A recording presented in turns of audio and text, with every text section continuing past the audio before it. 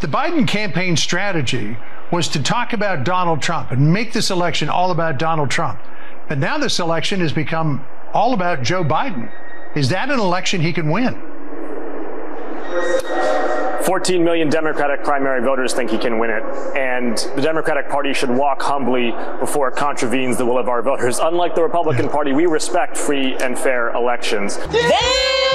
And what unifies us as a party is knowing that Donald Trump is an existential threat to democracy. And my challenge to my Republican colleagues is, why aren't you having this same public and painful conversation about your nominee? Because on that debate stage, Donald Trump lied every 90 seconds. He yet again refused to say he would accept election results when the last time around police officers died in the line of duty because he tried to incite an insurrection. He's trying to politicize Social Security. He's trying to hand Ukraine back over to Russia. How much more do House Republicans need to hear before they're willing to do the right thing? I was not expecting that. You know a telltale sign of when an interview isn't going to plan on the Murdoch manipulation network? This. And we have to have a message of law and order to appeal to those voters. I mean, the Republicans are trying to defund the FBI. They're nominating a convicted felon. They're trying to surge machine guns onto our streets and in our schools. This is not a party that respects the rule of law. A sigh heard around the world.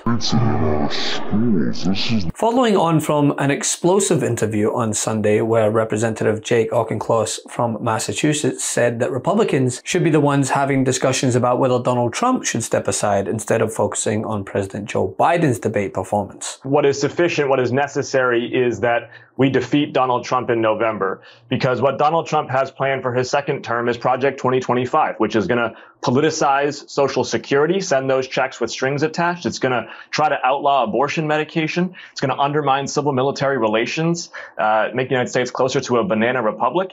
And it's going to install him as a dictator who can use the Department of Justice as his personal law firm for retribution. These are clear and present threats to American democracy, and Democrats need to defeat him. And my challenge to Republicans is have the same painful and public conversation that Democrats are having right now. You should be stressing to Donald Trump that he should step aside, because after that debate performance where he lied once every 90 seconds and again refused to honor election results, that last time around got a number of police officers killed, Republicans are staying mute. But what about the Democratic concern about the president? He's not performed particularly well. I mean, do you expect more of your colleagues will ask him to step aside? The president won the vast majority of delegates through free and fair elections, which we as a party respect, unlike Republicans.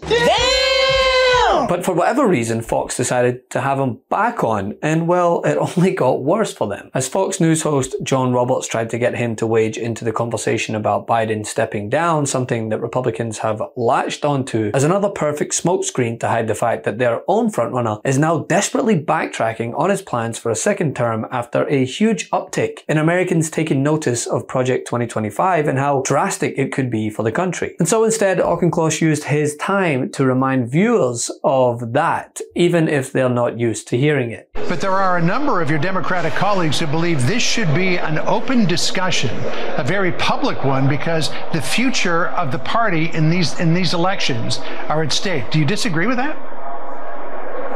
I think the party needs to have a dynamic discussion about our best ticket. But regardless of the outcome here, it's going to be a team sport going forward. The Democratic Party has a terrific bench of talent. We got Pete Buttigieg go out there talking about infrastructure and the economy. Gina Raimondo talking about domestic manufacturing and outcompeting China. Kamala Harris on reproductive rights and the rule of law. We have a strong story because we've got a strong record. This economy was flat on its back 4 years ago. Since then, it's been 15 million jobs, 18 million small business applications. The United States is stronger relative to China for the first time in a presidential administration in the 21st century. And so we don't need any one single communicator. We need a team of communicators to actually put voice to our accomplishments over the last 4 years. That race is a lot closer. So would it be better to put up a different candidate?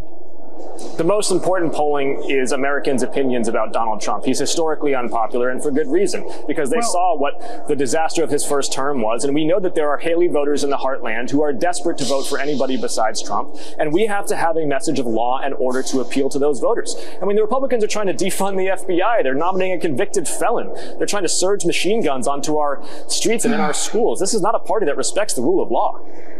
Yeah, with respect, Congressman, I mean, I keep asking about Joe Biden. You keep talking about Donald Trump.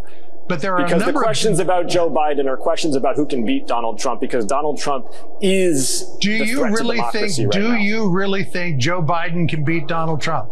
Or would Kamala Harris be a better person to do that? Would Gavin Newsom be a better person to do that? Do you think after that debate performance, this is the guy you want running for president?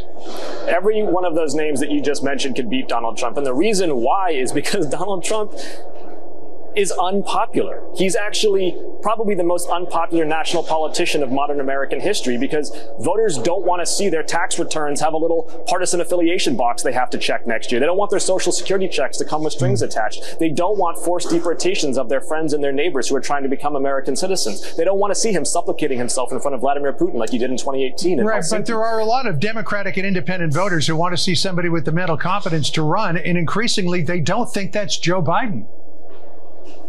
The opinion of Pennsylvanians, of Michigans, of Wisconsinites is absolutely vital. Don't disagree with you there. And that is going to be the challenge ahead of the top of the Democratic ticket, is to make a strong and sharp contrast against what Donald Trump is offering. This is not just about the past and about the record of accomplishments. This is about the future as well. And Democrats have a much more compelling vision of the future than MAGA Republicans do.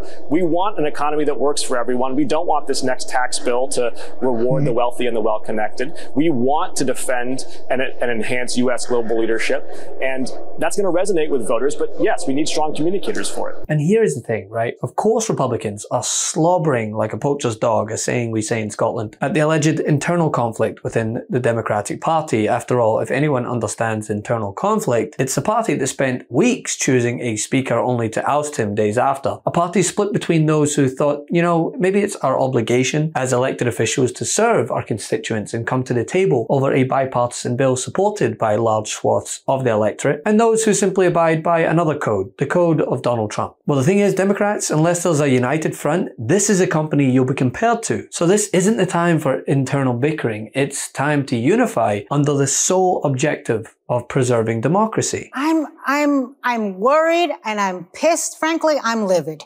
Because for the last 8 days, it feels to me, I have seen nothing but breathless reporting. It almost feels like media malpractice of them trying to score the winning goal against Biden. Who can have the gotcha moment? They've been splicing, dicing, cubing everything he says, putting on a microscopic slide, and then looking at it under all sorts of magnifying glasses. Look. Joe Biden is the nominee. He is the human being standing between us and Donald Trump. I think Democrats need to stop making the case against Joe Biden and start making the case against Donald Trump. I think the media needs to give some parity to the coverage that they are doing, because in their zeal to fact check Joe Biden, they too are making mistakes. Yesterday, I saw the Washington Post reporting that Ted Lieu had asked in that conference call for Biden to step down. Except a few minutes later, Ted Lieu went on social media and said, I never opened my mouth. Yeah. Then there was the entire thing with Mark Warner. Look, I saw Joe Biden the day after the debate. I saw him that night at an LGBTQ gala. I hugged him so tight, I almost broke a rib. I thought the Secret Service was going to come. Girl, you got to go really deep to get my ribs. He's got less body fat than I do. But I saw Joe Biden. So I'm not an anonymous source. I'm not somebody pretending to have spoken to him. No, I actually did speak to him, and he was just fine. He had a bad night. And until Joe Biden tells me he is out, I am riding with Biden-Harris. Okay. And the second part of that, I think, is very important, because they are a team. And Kamala Harris has come out so strong this last week as part of that team. And part of the reason I have no qualms about supporting Joe Biden, zero, is because I know that if something happens to him, like every other vice president, she will step in, and she is prepared, she is experienced, she is decent, she is compassionate, she is smart. She is far from the caricature that Republicans have tried to build with her. So you know what? I am with Biden-Harris till the damn end. Because that is the most important point here, and all the polls in media analysis can point towards whatever preconceived result they've already conjured up. But as France just proved, when you unify and organize behind a message, not just a spokesperson, but an actual message like, say, protecting democracy from falling into the hands of those who seek to upend it, victory is attainable. So yeah, when those at Fox News are sharpening their knives, this is exactly how you handle it, by reminding them and the American people of the alternative. They are a cult of personality that is not holding their party leader to account in any way whatsoever, even despite the fact that he is trying to overturn the core institutions of our democracy. Do you expect a fair amount of freak out when the Democratic caucus meets on Tuesday?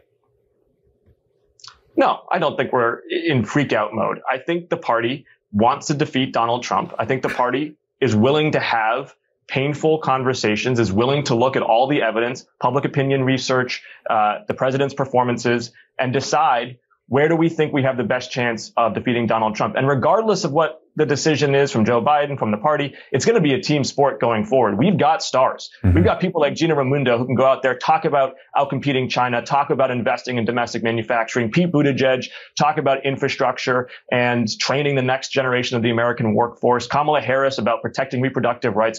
Democrats can make the case because Trump is historically unpopular. The key to this campaign, Mike, is that the best candidate to defeat Donald Trump ultimately is Donald Trump himself, because he is historically unpopular. Americans do not want another dose of him. That sure may speak a wee bit better here and there, but what about the substance of said diatribe he's spewing? Who's the one hell-bent on retribution? Who's the one celebrating overturning Roe like it was a Purple Heart that he'd never get because that whole bone spurs thing? Who's coddling up to dictators? Who's lending their support to them? Because I know who it isn't. And it's the same guy who wasn't leaving messages for a known sex trafficker. Yeah, you'd think that would be more of a story, but I guess here we are. Love this video? Make sure you stay up to date on the latest breaking news and all things Meidas by signing up to the MeidasTouch newsletter at MeidasTouch.com/newsletter.